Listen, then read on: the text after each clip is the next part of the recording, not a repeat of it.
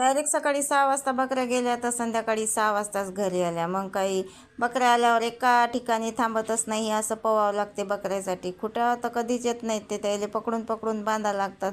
दोघं बापले कायची इथली गाई बकऱ्या बांधायची का लय दांगडोय लय करतात. मग काय बकऱ्या बांधल्या आणि पिलंय पाजून घेतले जागीच आणि मस्त असा चहा ठेवला. आणि सकाळी मटणाले वाफ लावून ठेवली होती फक्त. आणि आता मला म्हणजे शिजवायचं होतं ते. मस्त असा चहा ठेवला आणि दादाले नेऊन ठेवला पहिले. मटण ठेवलं होतं गॅसवर, कमी गॅसवर. ते गरम केलं आणि गरम पाणी ठेवलं होतं मटणात टाकायला, म्हणजे शिजलं की लय मस्त भारी चव लागते.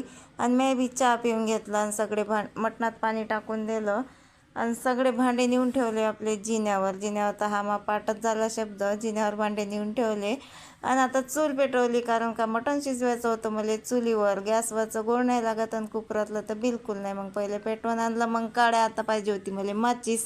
कुठे ठेवली हेच मला ध्यान नव्हतं. मस्त अशी चूल पेटवून घेतली मग आणि काड्या लावून दिल्या चुलीत. आता मटणाचा गंज आणायचा होता मला बाहेर. चुलही पेटली होती मस्त. आता उन्हाळ्याची चूल एवढी भारी पेटते ना का लई जास्त फू फू काही करायला नाही लागत. आणि मस्त असा स्वयंपाक करायला बसली मी. मटण शिजलं होतं मस्त आणि स्वयंपाकही झाला होता. वाटणही वाटून घेतलं होतं आणि भिजूनही ठेवलं होतं. आता भाजी करायची होती फक्त. आणि मस्त अशी भाजी करून घेतो मी. व्हिडिओ लाईक करा, चॅनलला सबस्क्राईब करा.